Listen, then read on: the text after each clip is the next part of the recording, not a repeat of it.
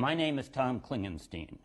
I'm the chair of the board of the Claremont Institute, which is a conservative think tank, managing partner of a New York investment firm, and playwright. I wish to make 3 points. First, Trump is the perfect man for these times. Not all times, perhaps not most times, but these times. Second, Republicans are not doing a good job explaining the stakes in this election.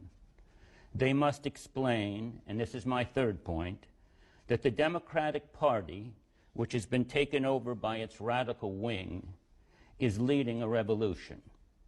This makes the coming election the most important one since the election of 1860. Let's begin there.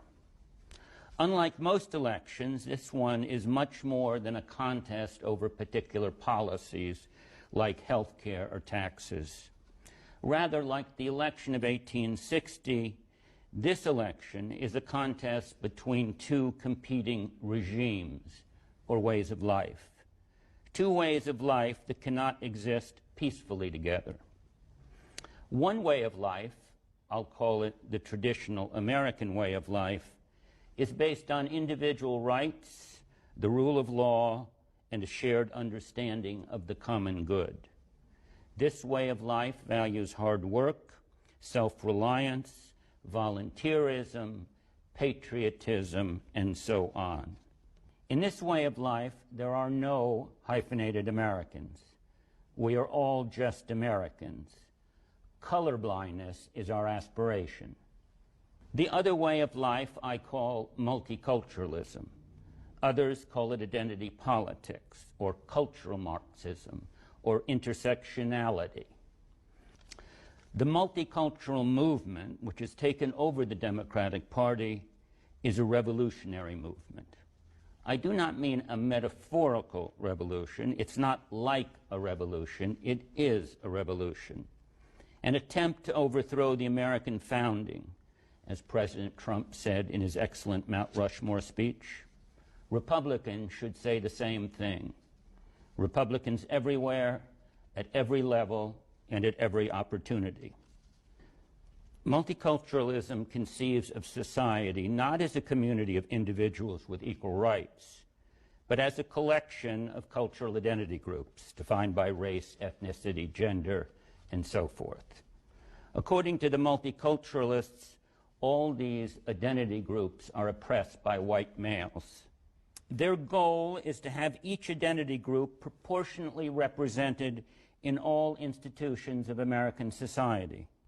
As should be immediately clear, achieving this proportional representation requires a never-ending redistribution of wealth and power from some groups, and not just from whites, to other groups. Such a massive redistribution can only be achieved by a tyrannical government, and like in all tyrannies, one where dissenters are silenced.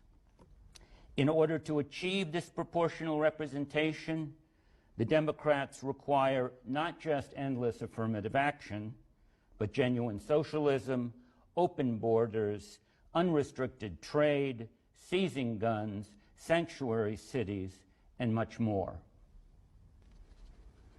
The Black Lives Matter / Democrats understand, which Republicans seem not to, that if they are to achieve their policy agenda, they must get Americans to change their values, their principles, and the way they understand themselves. They must get us to believe that national borders and colorblindness are racist, that we are not one culture but many, that the most important thing in our history, the thing around which all else pivots, is slavery. More broadly, the multiculturalists must get us to believe that we are unworthy, not just that we have sinned, which of course we have, but that we are irredeemably sinful. In the language of today, systemically racist and sexist, homophobic, Islamophobic, and all the other ists and phobias. Simply put, Multiculturalism must get us to believe that we are bad.